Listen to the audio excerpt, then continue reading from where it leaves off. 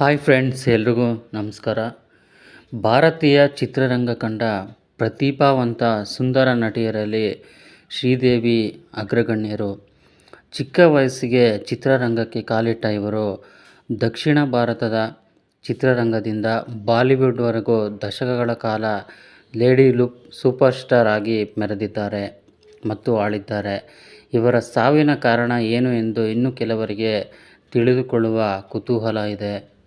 ಶ್ರೀದೇವಿ ಬಾತ್ಟಬ್ನಲ್ಲಿ ಹೇಗೆ ಬಿದ್ದು ಸಾಯ್ತಾರೆ ಎಂದು ಕೆಲವರು ಅನುಮಾನ ಪಟ್ಟಿದ್ದರು. ಪ್ಯಾರಾನಾರ್ಮಲ್ ಇನ್ವೆಸ್ಟಿಗೇಷನ್ ಆಗಿರುವ ಸೌರಭ್ ಪೂನಿಯಾ ಈ ಬಗ್ಗೆ ಮಾತನಾಡಿದ್ದಾರೆ. ಶ್ರೀದೇವಿ ಆತ್ಮವನ್ನು ಮಾತನಾಡಿಸಿದ್ದಾರೆ. ಕನ್ನಡದಲ್ಲಿ ಡಾಕ್ಟರ್ ರಾಜ್ಕುಮಾರ್ ಅವರೊಂದಿಗೆ ಭಕ್ತ ಕುಂಬಾರ ಸಿನಿಮಾದಲ್ಲಿ ಬಾಲನಟಿಯಾಗಿ ನಟಿಸಿದ್ದಾರೆ. ಸುಮಾರು 15 ವರ್ಷಗಳ ಬ್ರೇಕ್ ಬಳಿಕ 2012ರಲ್ಲಿ ಇಂಗ್ಲಿಷ್ ವಿಂಗ್ಲಿಷ್ ಸಿನಿಮಾ ಮೂಲಕ ಕಾಣಿಸಿಕೊಂಡಿದ್ದರು. ಅವರ ಕೊನೆಯ ಚಿತ್ರ ಮಾಮ್'ಗಾಗಿ ಮರಣೋತ್ತರ ಅತ್ಯುತ್ತಮ ನಟಿ ರಾಷ್ಟ್ರ ಪ್ರಶಸ್ತಿ ಲಭಿಸಿತು. ಭಾರತ ಸರ್ಕಾರ ಅವರಿಗೆ 2013ರಲ್ಲಿ ಪದ್ಮಶ್ರೀ ಪ್ರಶಸ್ತಿ ನೀಡಿ ಗೌರವಿಸಿತು.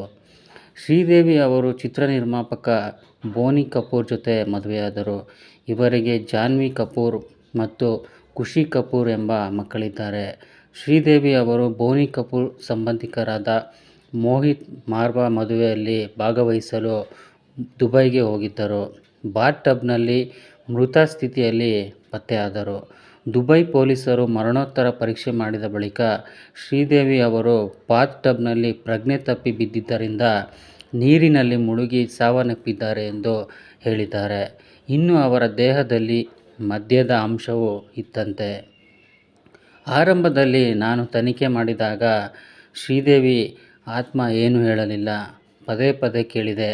ಅದಾದ ಬಳಿಕ ನಾನು ಯಾರು ನಿಮಗೆ ಹೊಡೆದು ಬಾತ್ ಟಬ್ನಲ್ಲಿ ಮುಳುಗಿಸಿದ್ದಾರೆ ಎಂದು ಪ್ರಶ್ನೆ ಕೇಳಿದೆ.